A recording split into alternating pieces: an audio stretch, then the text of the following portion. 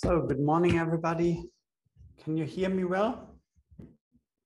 Yes, good morning, Professor. So, good morning. As usual, you can guess what I ask you for. Please turn on the cameras. And welcome to this week's edition on advanced sustainability and life cycle assessment. Last time it took a bit more time than expected, and therefore I owe you some minutes for the lecture. I pay this back today. Unfortunately, Rosina Lohmeyer is ill today, and she cannot join for the tutorial. And we have a bit shorter unit today, so you will have some more time in the morning. We will be early, I guess, to finish today's lecture. So when you have specific questions on topics we dealt with so far, please tell me either now or after the unit of today. We have some time to discuss them. And I don't know if you have seen it. I also ask you to do some homework, a task for a week, to deepen what we speak about today. So this is a homework and a substitute for the tutorial, which has to be cancelled due to health reasons. Okay, any points I should take up right at the beginning? Any questions left from what we did? We spoke about the impact assessment last 2 weeks ago.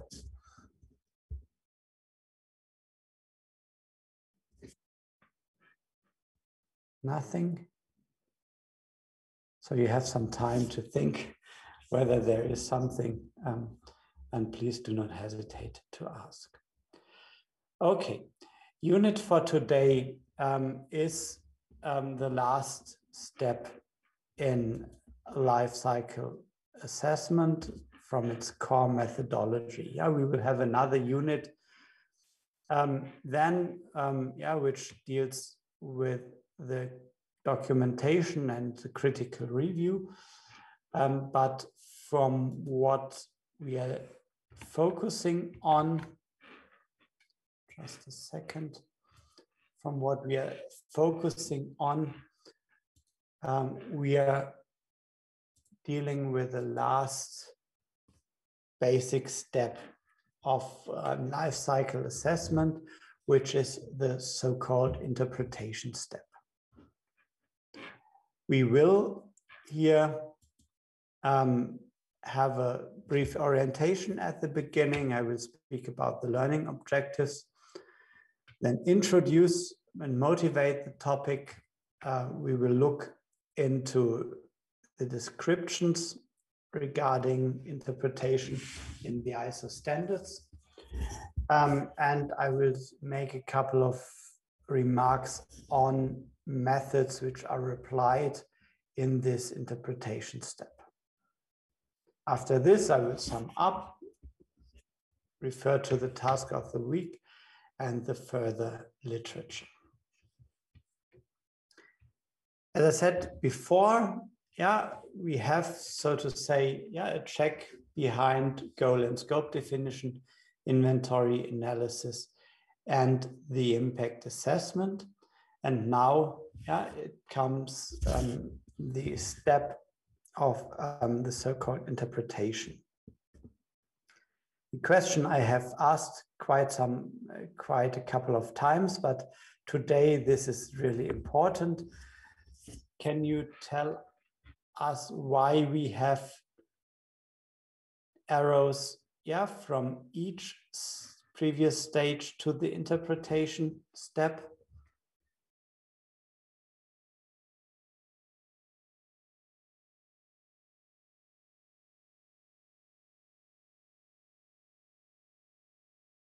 Because it's an iterative process.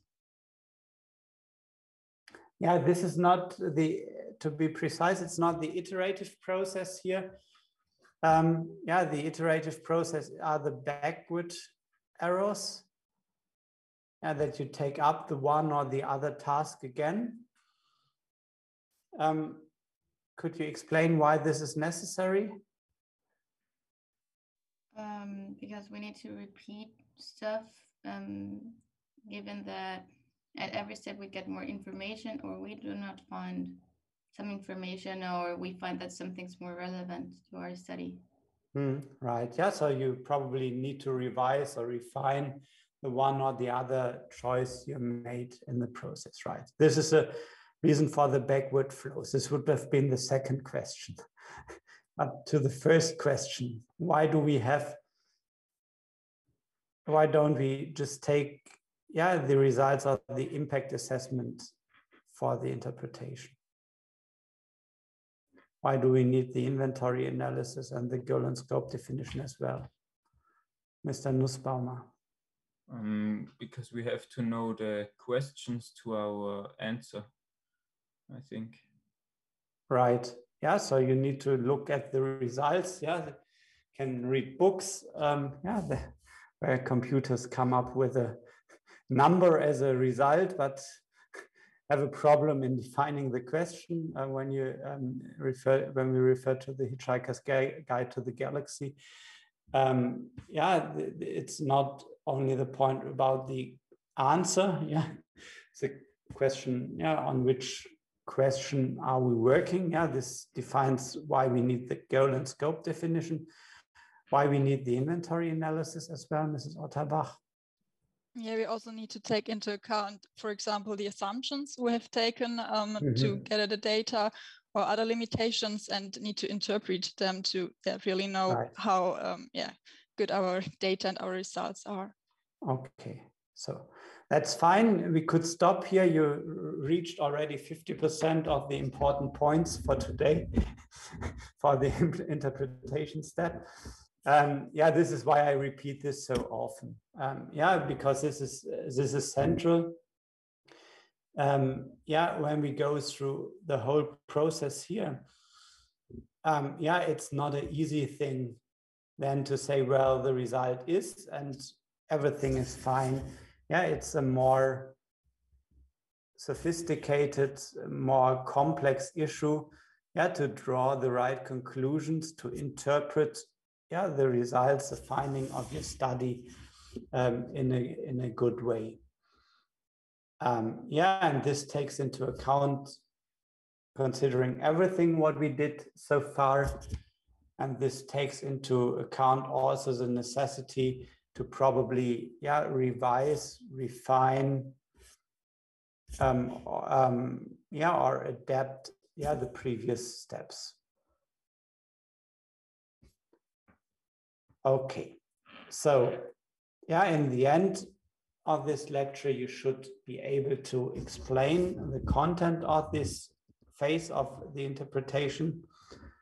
You should be able to discuss why this is rather an iterative than a linear process. You should also know about some basic relationships so that you are able to carry out a simplified interpretation of the according to the ISO standards, and describe methods for the identification. We have spoken, this is why I said rather 50% we have already achieved of this lesson. These first two steps are quite important. And we go a bit in the depths of the study and look how is it described and how can we carry out these individual steps. Okay, when we look into what the different authors refer to here when they speak about interpretation, then Marianne Curran in her textbook says, well, interpretation is a systemic technique to identify, to quantify, to check and to evaluate information from the results of the life cycle inventory, and if conducted, the life cycle impact assessment.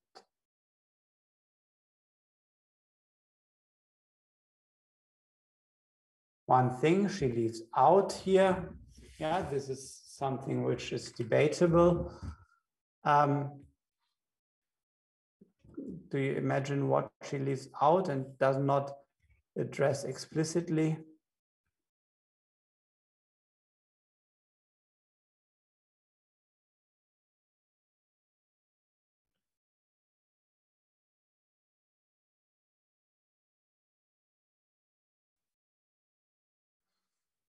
She refers to the results of life cycle inventory and life cycle impact assessment, but she does not refer to the goal and scope definition.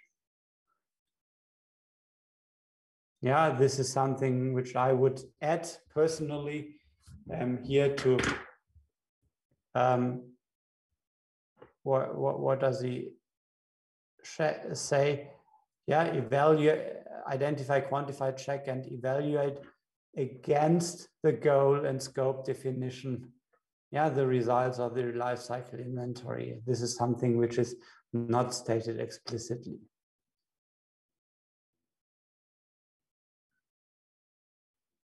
Yeah. Why is this so important? Yeah, we have today a quite short unit. Yeah, and I do not speed up here. Yeah, I think this is an important step. What is the problem with the interpretation?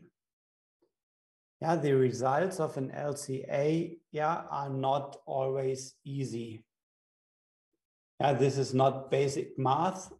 Yeah, even though you probably in many cases just multiply some flows, yeah, with some impact factors, and yeah, you add up. Yeah, but you deal with a lot of data here. Yeah, you compare CO2 equivalents with PO4 equivalents. Yeah, to name just two different physical units. Yeah, we spoke about these value judgments. You have to say, well, human health, ecosystem quality, natural resources, yeah, are, yeah, in comparison, they compare, yeah, from their weight. Yeah, we had it 4 to 4 to 2 usually. Yeah, so these value judgments play a role, and we deal with uncertainty. Yeah, therefore it is often not easy to come up with a definite answer. Yeah, you may come up with an idea. Yeah, you may say, well, yeah, 4 out of 5 impact categories, yeah, is this alternative A is better, and only in 1 of 5 alternative B.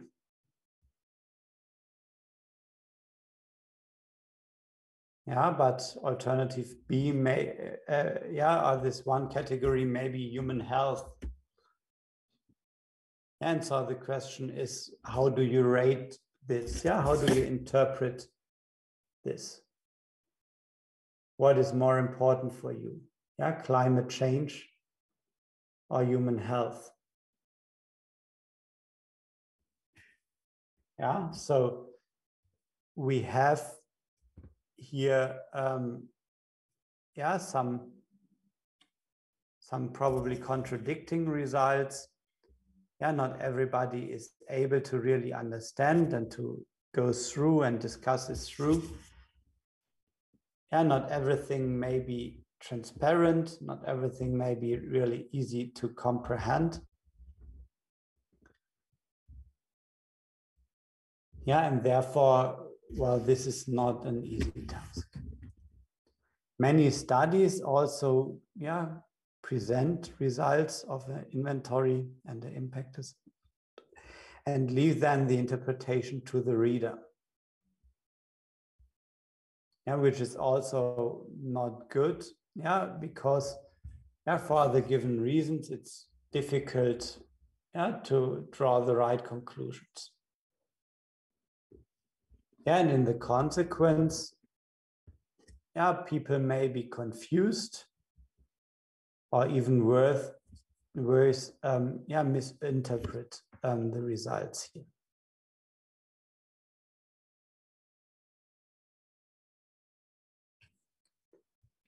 Give you here an example, from the textbook of Marian Curran. You see a classical light bulb and a fluorescent lamp. And you see here some results, of a inventory life cycle impact assessment. How would you rate the results? What is your conclusion here? What do you say?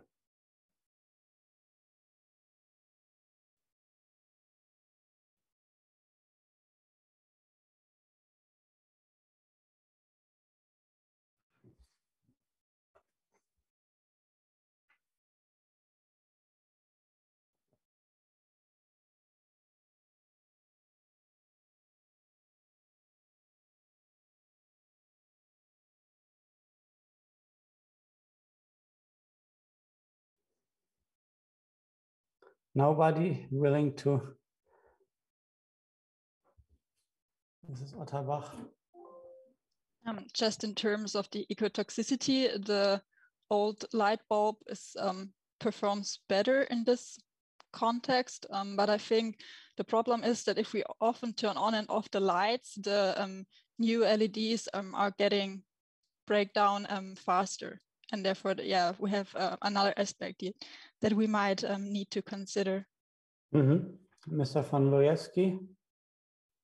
Yeah, I was about to say something similar. I guess you need to consider the scope and goal definition of the study itself. So maybe its focus was lying on the climate change potential. On the other end, I guess you still need to consider the other aspects, especially ecotoxicity, where the fluorescent lamp is definitely worse. And I guess things going beyond the interpretation could be then assessing maybe production processes that maybe affect the ecotoxicity of a fluorescent lamp. So I guess it depends on the scope of the study. Right. So this is really fine from both of you. To say really we have here the contradicting results. They take into account the whole life cycle. So this is the production process should be considered here.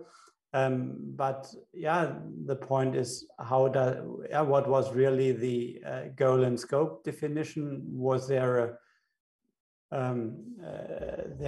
probably a focus on the energy and the climate aspects?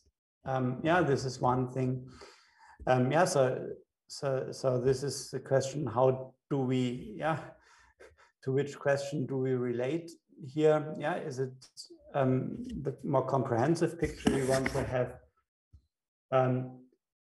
You have also some points which you could even further think of when we think of the future, and probably something like a 100% renewable energy provision, electricity provision, then the climate change potential here may change, right? Then it's not so problematic. This is one thing. And you may also ask the question, well, do we really consider all parts of a potential solution? And shouldn't we consider a LED lamp as well? Yeah, because yeah, from my notion, yeah, in the Baumarkt, yeah, when I buy some light bulbs nowadays, I hardly find, yeah, I don't find the old ones. Yeah, but I also hardly find these fluorescent lamps any longer. Yeah, most of the bulbs I find, yeah, are LED based nowadays, yeah, which could also be somehow different. Yeah, so yeah, it is often not possible to draw general conclusion here, especially yeah, due to partially conflicting results, but also as you did it, yeah, that you need to take into account, of course, the goal and scope definition, yeah, questions on data reliability, yeah, whether the solution space, I would say, is the right one, and so on. Therefore, we've often come up, yeah, with what we spoke about already, yeah, an iterative process, yeah, where we yeah, go a couple of times through individual steps and yeah, need to refine them. Probably not always, yeah, as it is depicted here in this ideal case from the Joint Research Center. Yeah, going through everything, yeah, once, yeah, going then into a second iteration, yeah, where you adapt the scope definition, find some better data, interpret, yeah, and go then in a third iteration where you, yeah, even further elaborate the data. Yeah, sometimes probably, yeah, you take some shortcuts and refine already from the LCI stage, yeah, the goal and scope once or twice. Yeah, this is something which is, yeah, probably not always an ideal process as depicted here. However, yeah, I think the principle should be clear now. Okay, let's have a closer look into the ISO standards and what they demand for the interpretation step. Here you find the definition, yeah, from the ISO standard 14040. Yeah, remember this is the general picture. Yeah, 14040, 14044 are then the details. Interpretation is a phase of LCA in which the findings from the inventory analysis and the impact assessment are considered. Yeah, it should deliver results that are consistent with the defined goal and scope, and which reach conclusions, explain limitations, and provide recommendations. Yeah, so this is in contrast to what we find in the definition of Marianne Curran. Yeah, here we have the clear reference to the goal and scope. Yeah, and the standards say, well, we want to reach conclusions. Yeah, this is one thing. Yeah, you want to come up with answers, but you want to say also, yeah, where do these conclusions do not do sufficient? Yeah, so where do we reach limitations? Yeah, and they should provide then recommendations for action.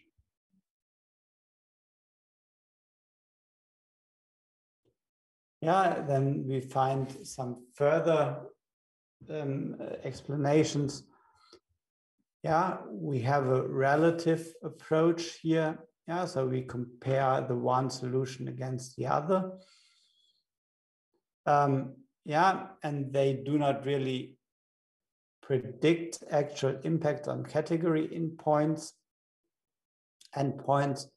yeah, but look at their potential contributions rather.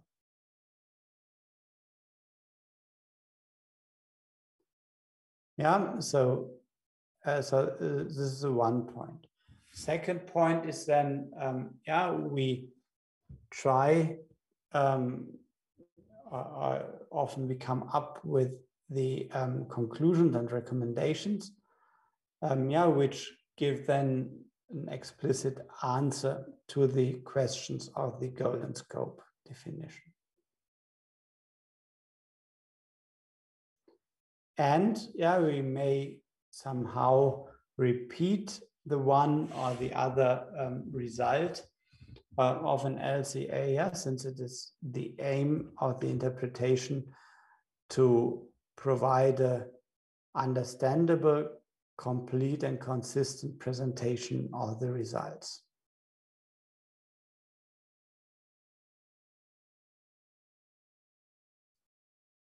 Yeah, so you do not focus only on the specific points, yeah, but you take up some ideas of the individual phases, yeah, even though it may be a repetition.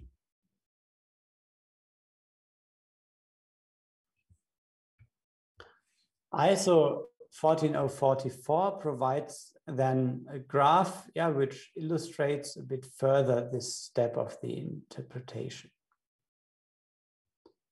We have again, yeah, the individual phases here, which contribute or are the input to this interpretation step.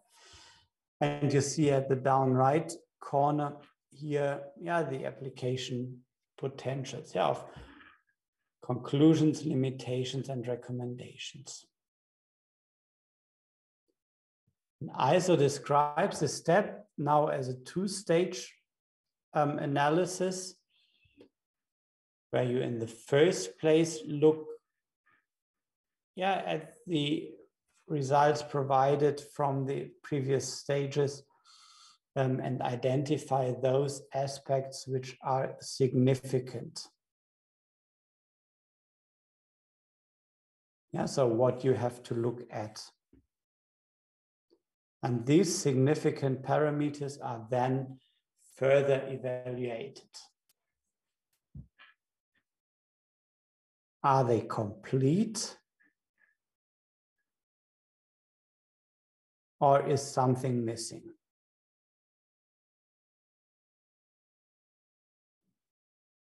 Is this the right question you're working on?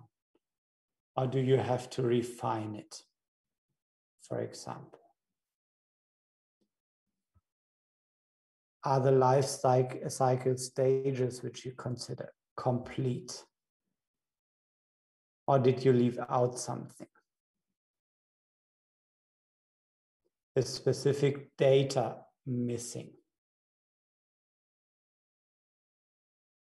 And when you think about life cycle impact assessment, yeah, are we looking at the right models and methods here to assess the impacts which really matter for the question?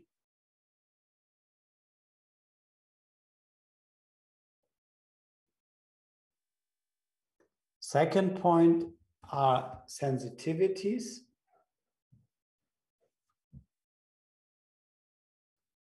How far do the results depend on, yeah, small changes?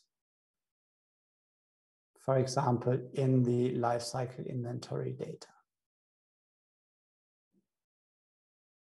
What happens when you change the realization of a random variable by 1 or 2%? Are the results shifting? Do you come up with a different result then? How consistent are the results in the overall picture? And are there other aspects which matter?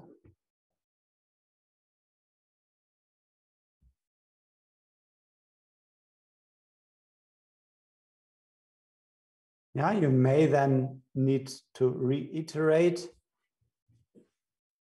Yeah, you may come up with further questions where you have to go back, yeah, to answer them. And once you end, yeah, this iterative process, you draw the conclusions and you are able to discuss your conclusions regarding limitations and come up then with the recommendations, yeah, to answer the question.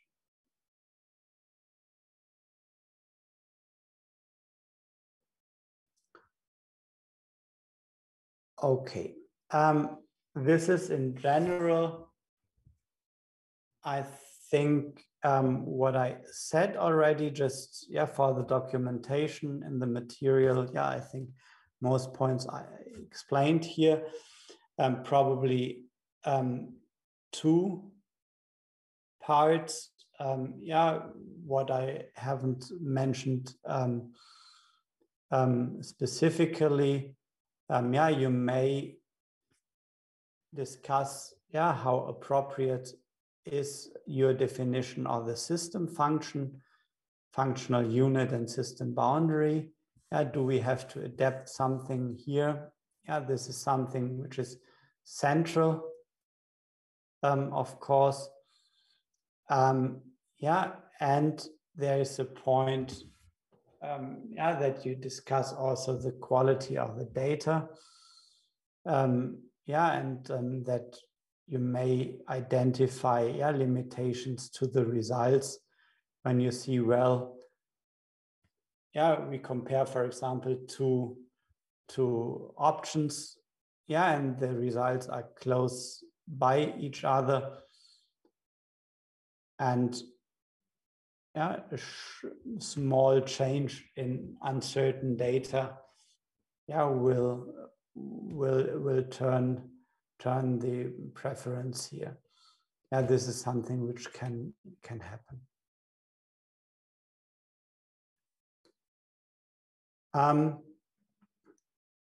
One further explanation, yeah, about the step of identification of significant issues. Yeah, this is a bit abstract when you read this. Yeah, what you really try to do here is to check the consistency, yeah, of your study with the goal and scope definition. Yeah, so that you ensure really that you are working on the right question. I don't know if you I think usually I cite this at least twice in a semester. Yeah, there's the saying that it's difficult to arrive at the right answer when you're working on the wrong question. Yeah, this is something you can turn also. Yeah, when you come up, yeah, with the wrong answer, you do not answer, of course, the right question. Yeah, so this is really important. You also, yeah, structure here the results of the life cycle inventory and the impact assessment, yeah, regarding the goal and scope definition, and try to identify then those parameters, yeah, which are really making the results, yeah, responsible for the results. Yeah, and this is of course something, yeah, where you often have an iteration, yeah, with the previous steps in order to ensure here this consistencies. Okay, you may hear from my explanations that I say, well, this interpretation is a very important, very central step.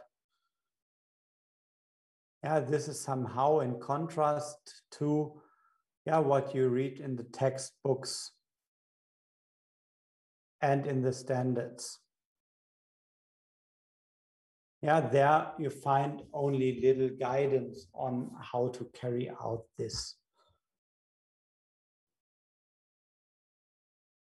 Yeah, but this is like, yeah, in a good scientific publication. Yeah, the discussion of the results is a really central quality indicator of a study, because it really helps, yeah, to lift the results of the study on a, yeah, higher quality level. That you really come up with justified, well analyzed, well discussed results.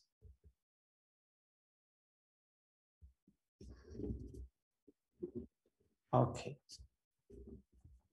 And yeah, you mentioned it well, the iterative process and nature of the LCA becomes here apparent. Okay, as said in the beginning, I want to speak about the evaluation methods a bit more. But before I do so, the question to you, if there are questions left from what I said so far.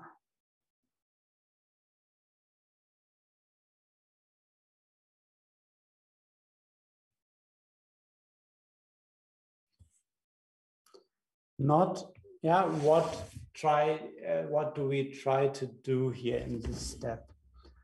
We try, yeah, to enforce the trust in the results. Yeah, this is, we try to be transparent. We try to be open. We try to criticize our own results.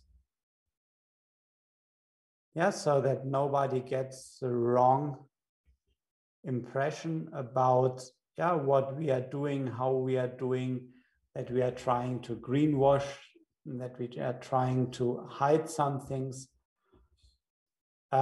Yeah, so that we say, well, these are the points we have to consider. Here, yeah, this is where we are not perfect, in order to, yeah, better present more, yeah, what we really achieved here. That people trust in the results, yeah, where we say, well, we may not have achieved this, we didn't answer that question. Yeah, here you have to be cautious, but taking everything into account, yeah, this is really a justified conclusion. Yeah, so that people really trust in what has been achieved.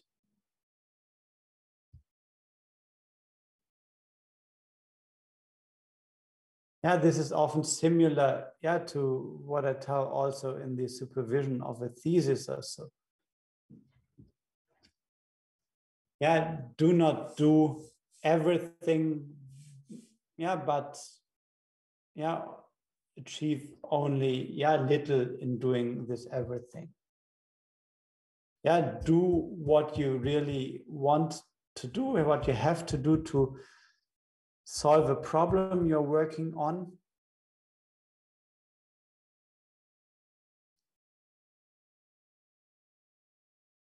Yeah, be honest in what you say, what you achieve and what you didn't achieve. Discuss the results well. Yeah, and then you have something which is really good. Yeah, which is really an asset in the end. Rather than saying, well, we do everything here and yeah, you only have to look a bit closer and see, well, this is not really, really holding anything. Yeah, then you destroy the trust in what you have done and what you have achieved.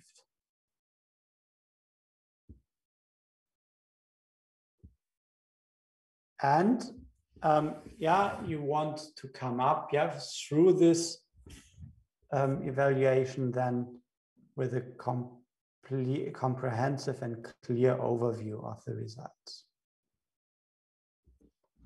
This evaluation covers then, yeah, the points I mentioned already. Yeah, looking, do we cover all relevant information? Yeah, especially for those significant parameters. That is the study complete or is something missing?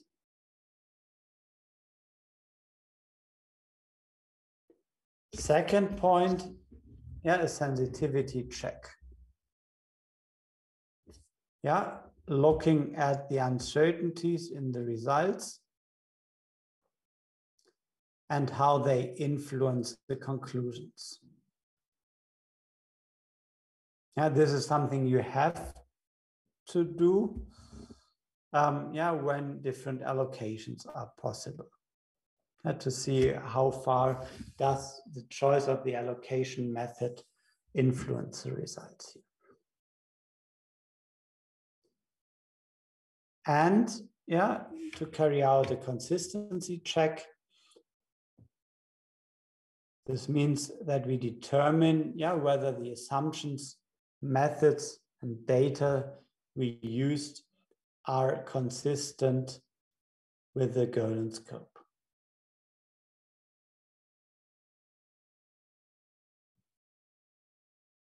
Right? And just see that there are two typos in it. Where was comprehensible?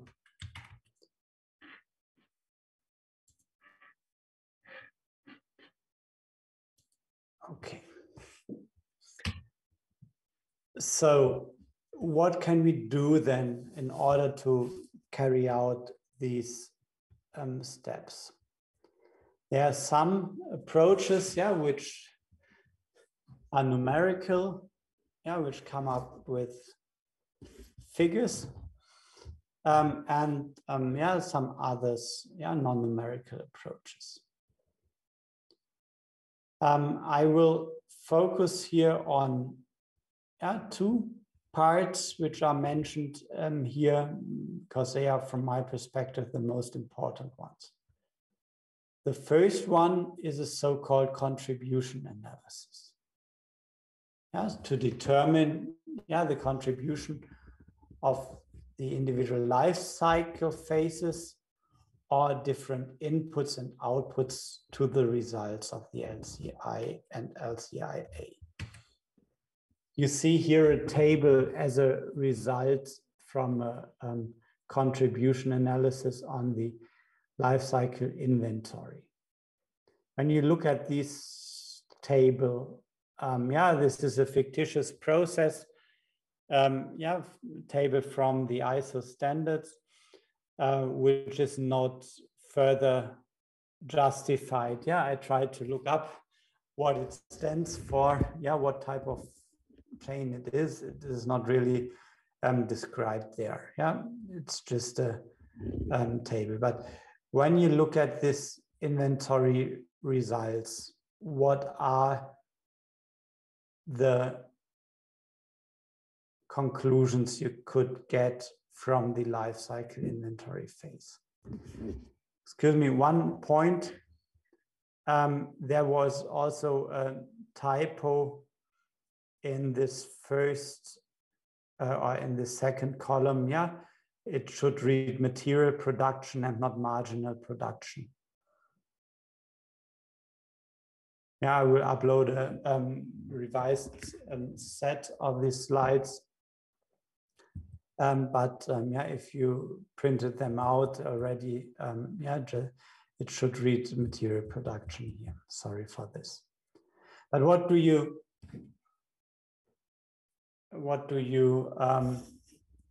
learn from this table, or what can you see as a result?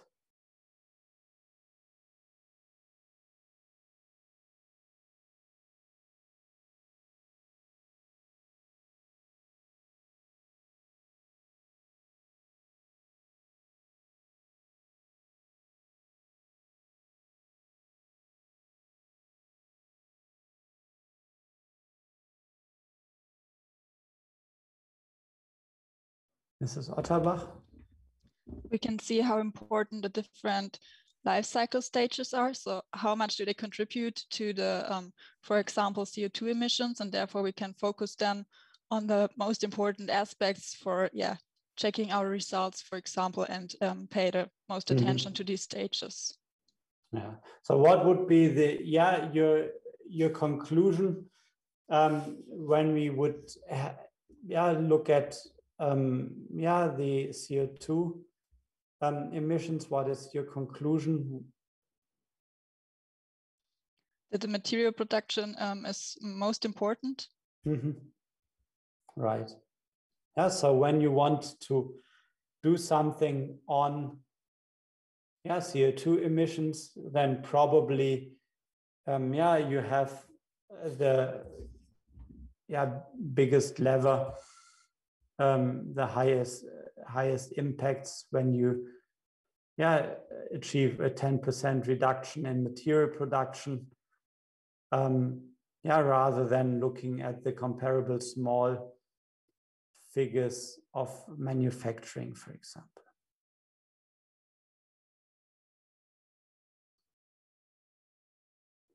Yeah, so this is, you have this column view. Yeah, you compare the life cycle stages here.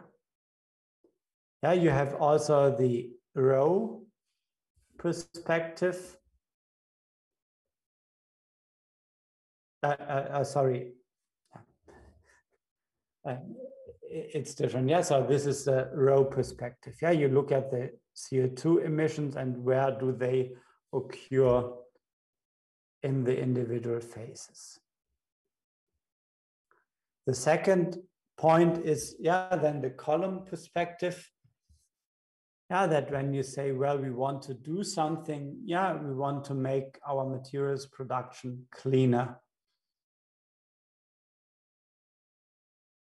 Yeah, that you can then look into, for example, material production, into the material production column, and see then, where do which effects occur.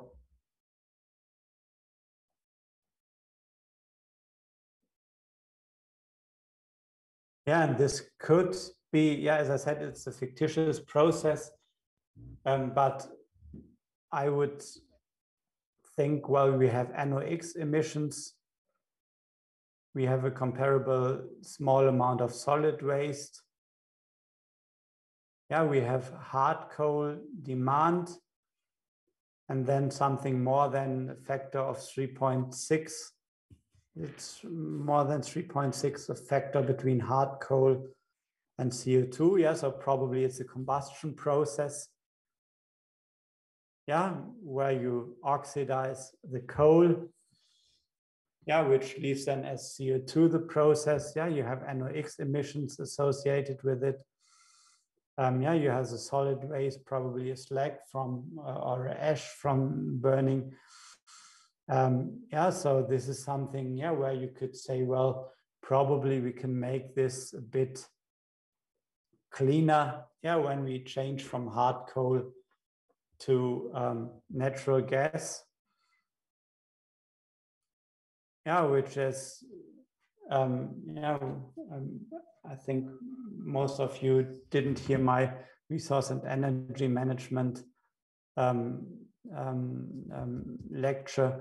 But there's a huge factor, factor of 2 behind, the burning of natural gas, in terms of CO2 emissions, and the burning of hard coal. Natural gas is much cleaner. Or you could use biomass, which can debate on this, but can be assumed, is often assumed to be CO2 neutral.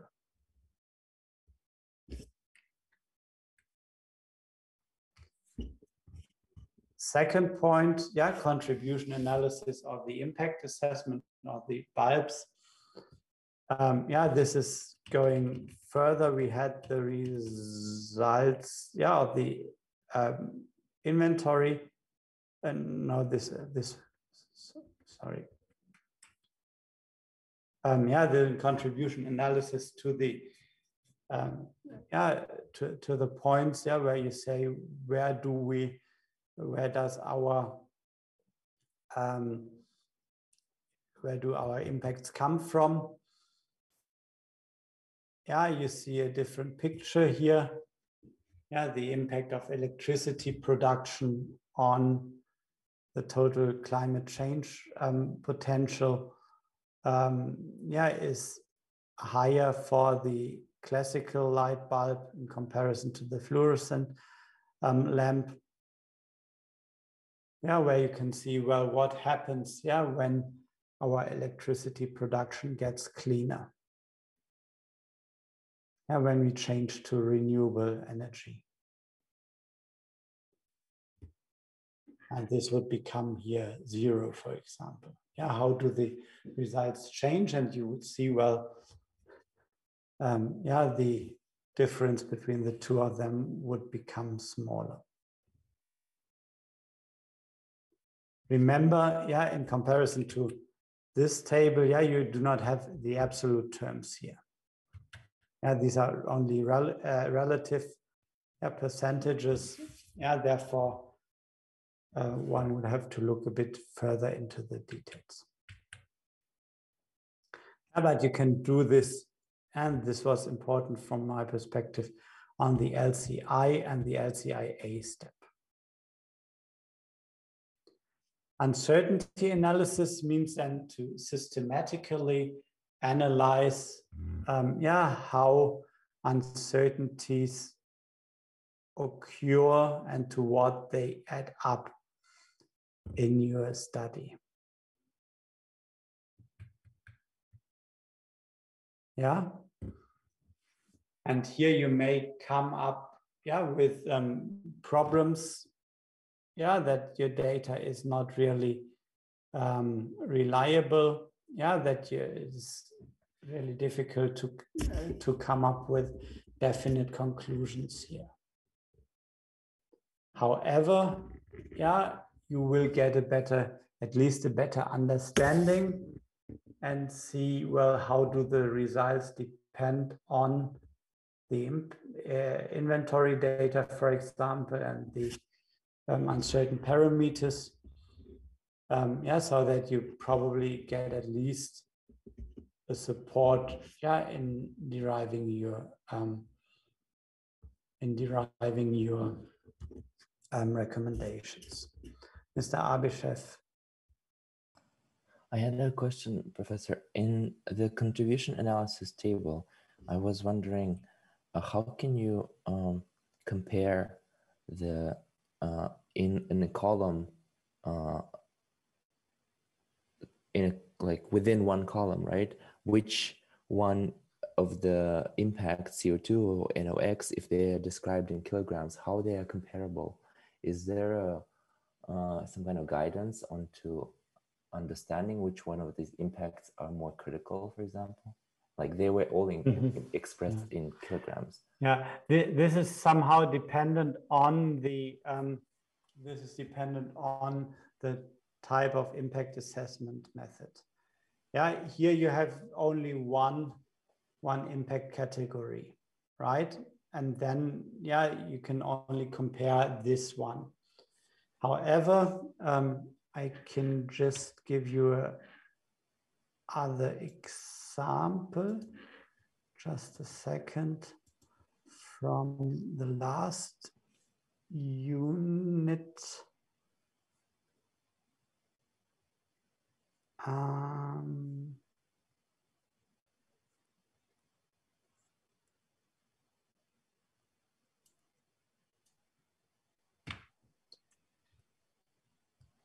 Just a second.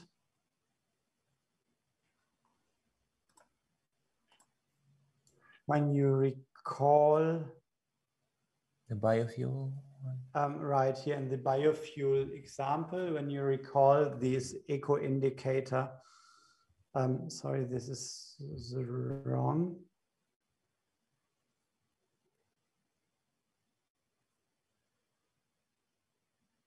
Yeah, no, it's the right one. Yeah, so when you have something like a endpoint method, like this echo indicator 99, yeah, and you end, yeah, then with your echo points in the end. Yeah, you can see here in a, yeah, this is something like a contribution analysis where you can see, well, how much of the overall impact of ethanol from sugar beets comes from the individual impact categories. Yeah, so yeah, here you see the red one. Yeah, this is these are the respiratory diseases. The highest impacts comes here from land occupation. And this is something I explained by then. Yeah, you have a quite intensive agriculture behind the growing of the sugar beets. Yeah, and this is different to Fischer-Tropsch fuel from residual wood or short rotation, yeah, which is rather extensive agriculture. So it depends on the to the point. Sorry, I come back to you. Leading here to the point that, yeah, the effects of land occupation on the results are nearly as big as those, yeah, from the respiratory diseases, yeah, which come from dust and some products from the combustion of the fuel. Yeah, which is here more dirty, yeah, than the combustion of ethanol. Mhm. Yeah, in terms of NOx emissions especially. Yeah, but this depends. Yeah, this overall view can only be made, yeah, when you really, this overall view across the individual impact categories can only be made, yeah, when you add them somehow. Yeah, you could also think of, well, normalizing the impact categories and adding then the normalized values, yeah, weighted probably. Yeah, then you would see also something like this, yeah, because this is the essential math behind this. Is this okay? I think so. I just wanted to clarify. So you said that it's based on the method that we use, right, for impact assessment. Right. So like that comparability between the categories. Okay. So you have some methods, yeah, eco indicator, yeah, recipe. Right. Yeah, when we look at this, yeah, recipe comes up also with a single score where you can see, well, from where does which part of this score stem from. Yeah, but you could also look at, yeah, the midpoints, yeah, normalize the midpoints and add them then together with some weights. Yeah, this is also something you could do. Yeah, but that you need to bring together somehow. And essentially this is done in those methods, yeah, via normalization and a weighted addition. Then you need to bring them together to make such a comparison across the different impact categories. Thank you. Yeah, and to avoid this, yeah, this comparison here looked only, yeah, at climate change.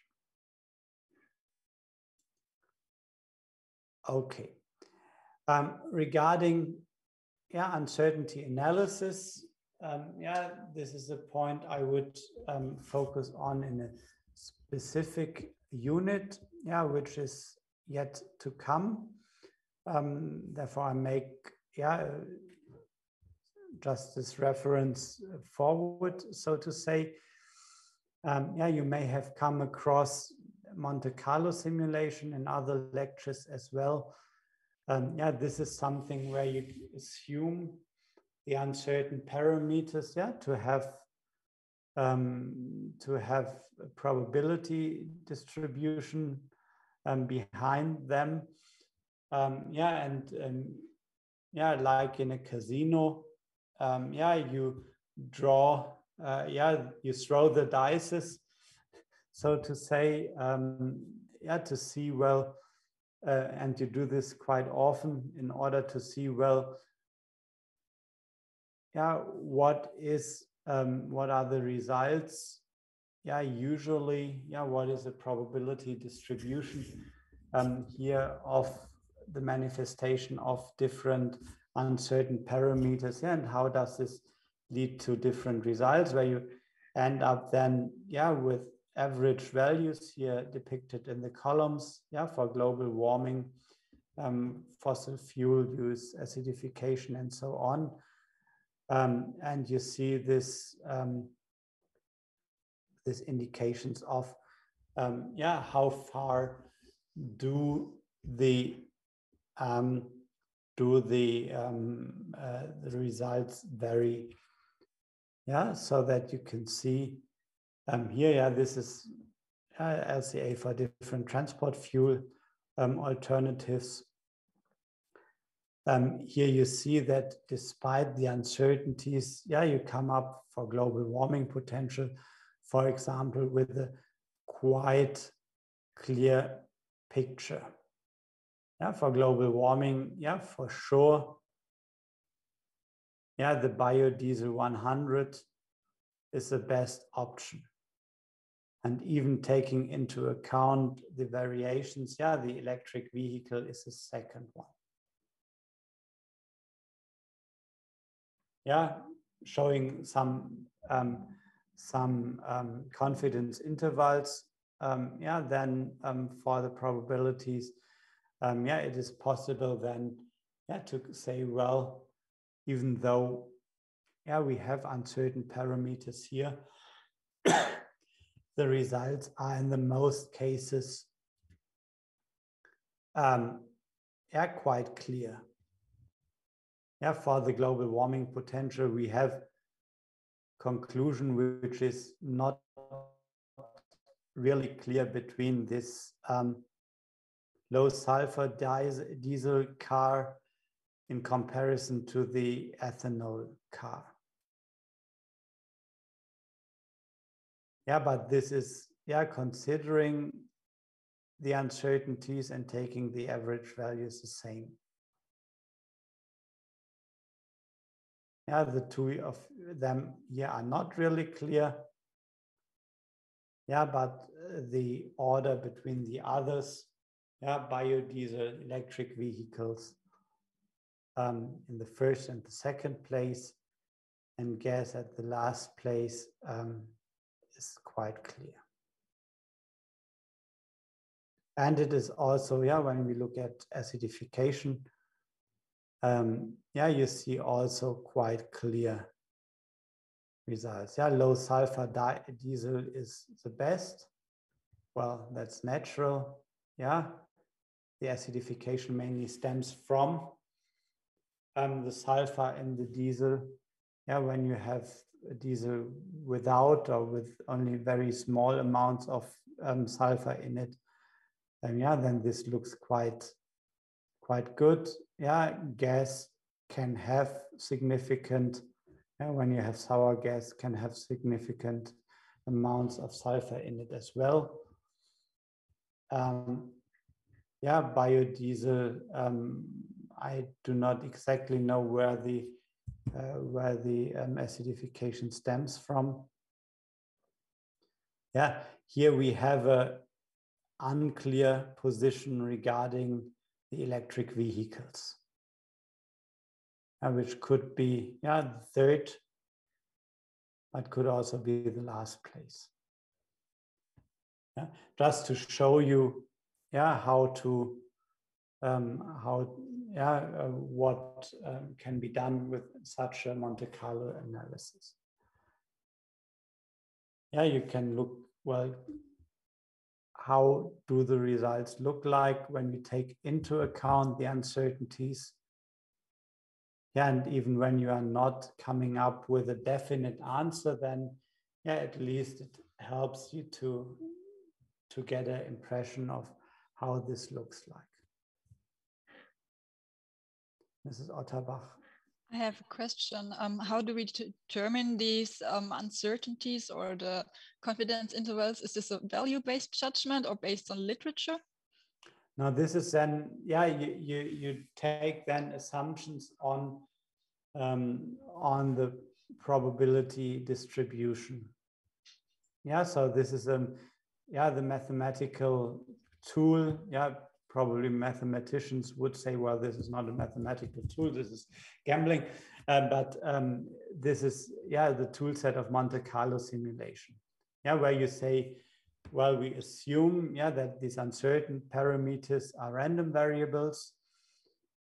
Yeah, you assume then, yeah, hopefully well judged, yeah, which density functions or which probability distributions you have to apply.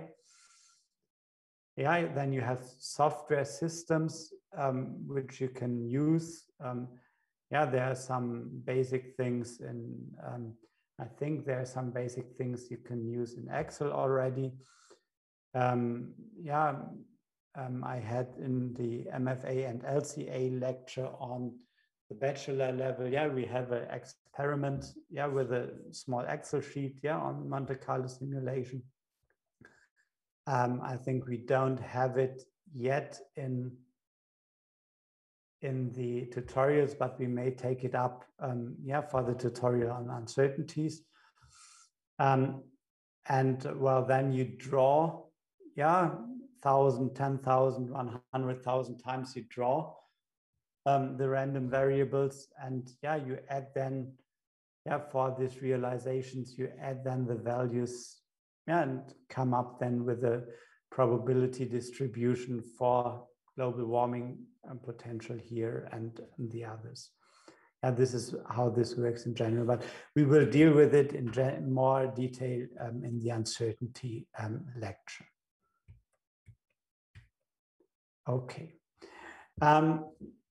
To name it as well, yeah, we have, yeah, issues, yeah, where we use, yeah, value-based judgments, yeah, which of course, yeah, lead then to probably different results. Yeah, think of this recipe or eco indicator, yeah, when these results are not adding 4 to 4 to 2, but when you have equal weights, yeah, then in the end, yeah, you may come up with different results. And yeah, this is something which you cannot really solve numerically. Yeah, you need to argument here, yeah, which setting you prefer and what implications this has on your general results.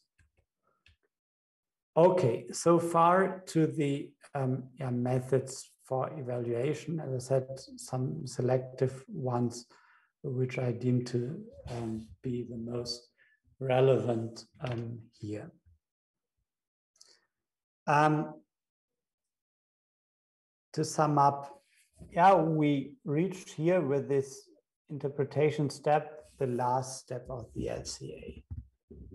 Yeah, based on the previous steps, yeah, but in an iterative process, yeah, we come up here with solutions.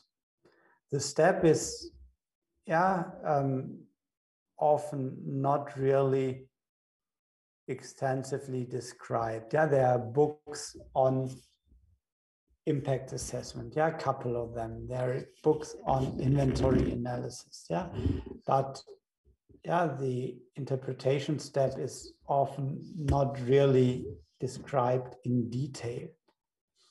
Yeah, which is from my perspective, yeah, neglecting the importance because yeah, this may lead to wrong conclusions, misinterpretations, and so on. Yeah, therefore, please, yeah, when you carry out, yeah, in the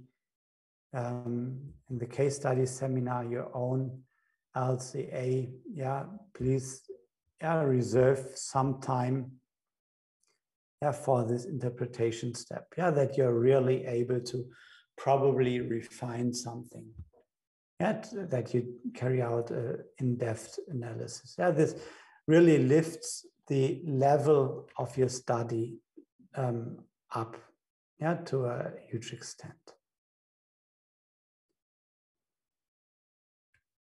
Kindly ask you, yeah, as a homework, yeah, for self-studies, that you yeah, look into the literature, yeah, look, for example, in the Journal of LCA, Journal of Cleaner Production or Industrial Ecology, search for a life cycle assessment study, and yeah, read the study and look in particular at the interpretation step.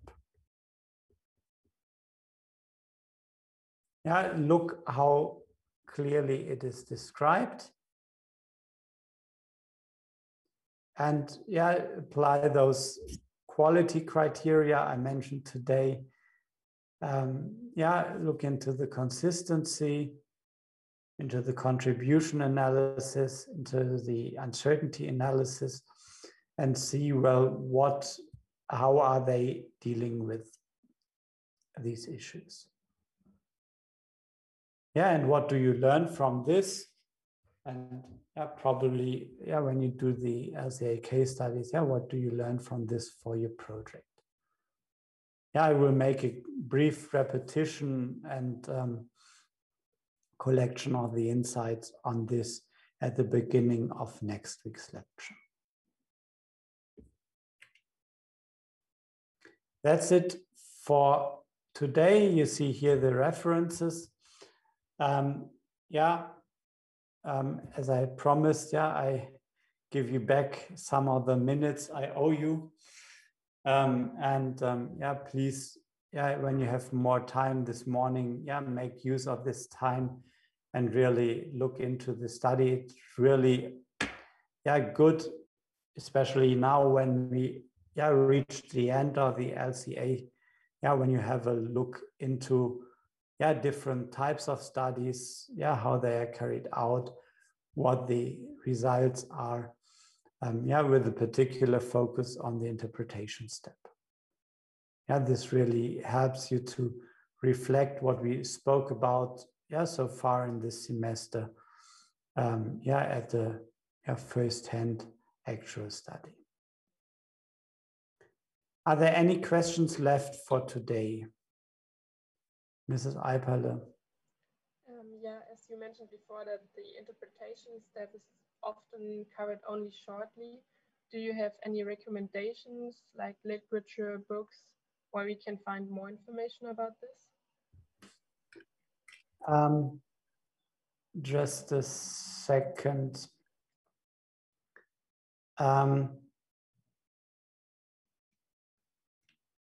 Not really, I have to say. Okay. Yeah, so just give me a minute.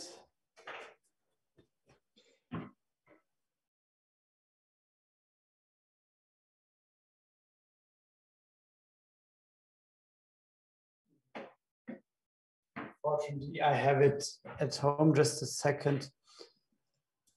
I have a look into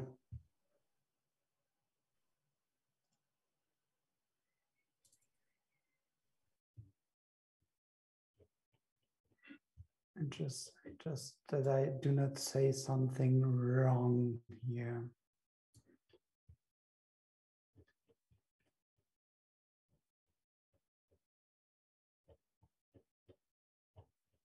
So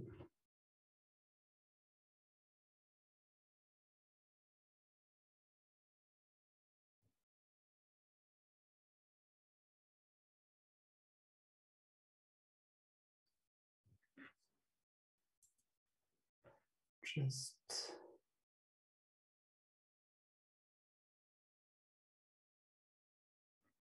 this and just check for a second.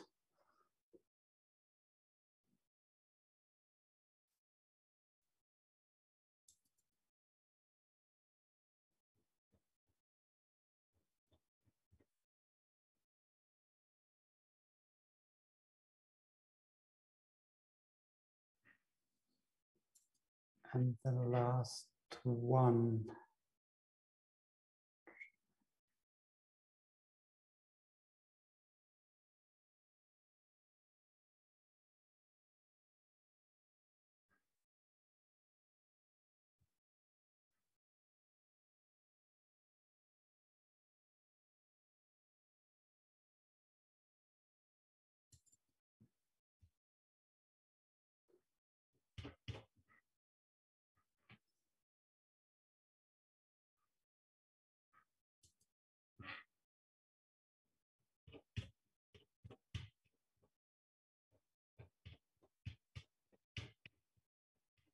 Yeah.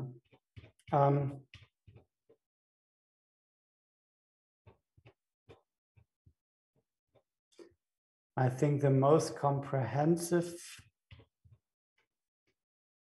but this is also relative. Yeah, the descriptions are nearly the same. Yeah, this is Michael Hausschild in his ASLCI compendium is writing, yeah, also on.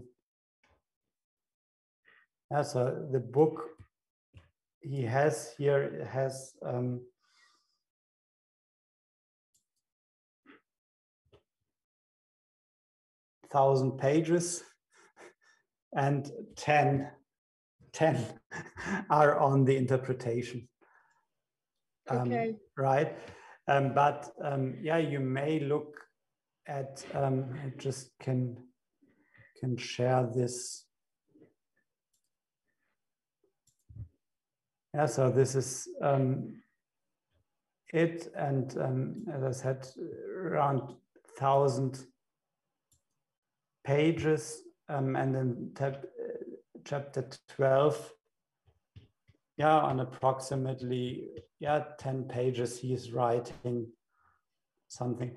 I think this is quite good because it's probably also a bit different to what I presented. However, in this 10 pages, yeah, he's also covering the uncertainties, as you see here, yeah, which is a separate unit for me.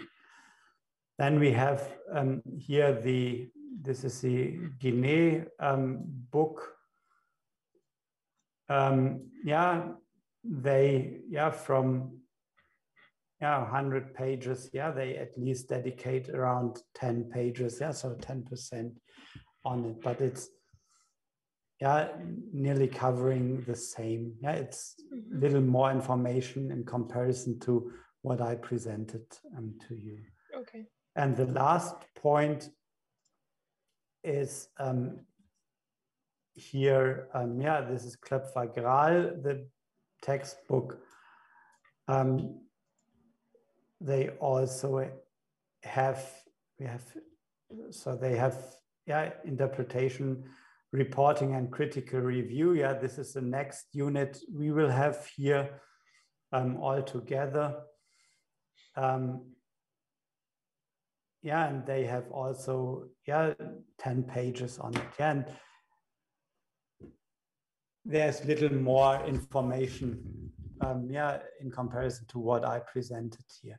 What you can do is, and this was the purpose, why I referred to this task, for you to do, have really a look into really good LCA studies, and look how are they approaching it. And when you read through a couple of them, you get an idea. Sorry, I didn't share the screen. Sorry. Then you get a quite good impression of what is standard here. Okay. Yeah. So for the Hausstück, is it the life cycle impact assessment book or the one with theory and practice? This is the, just a second. This is this gray one, this theory. Theory, yeah.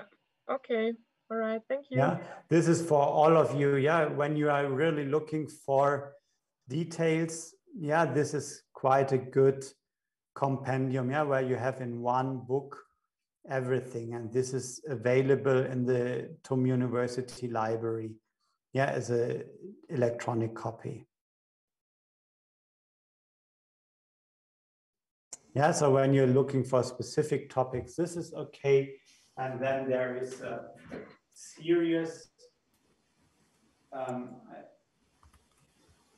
don't have it. Yeah, this is added. The series is added by Klöpfer. Just a second.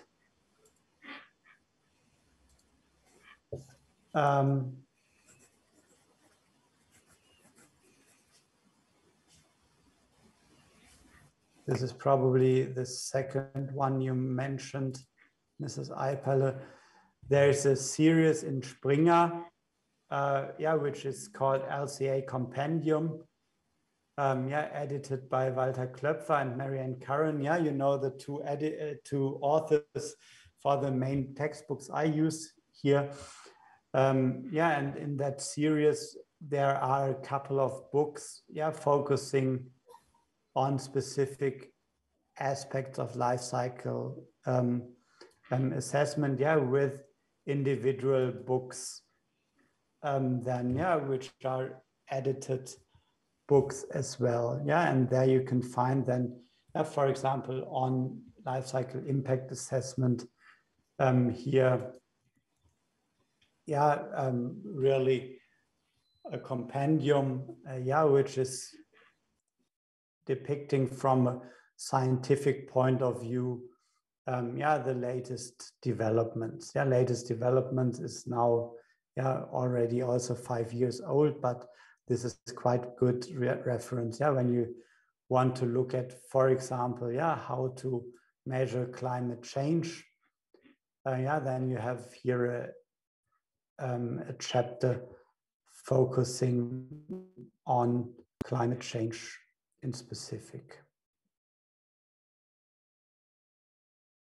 Okay.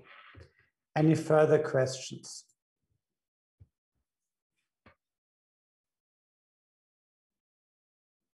If that's not the case, yeah, thank you for participating. Yeah, I wish you a good rest of the week. Stay safe and yeah, see you next week. Bye.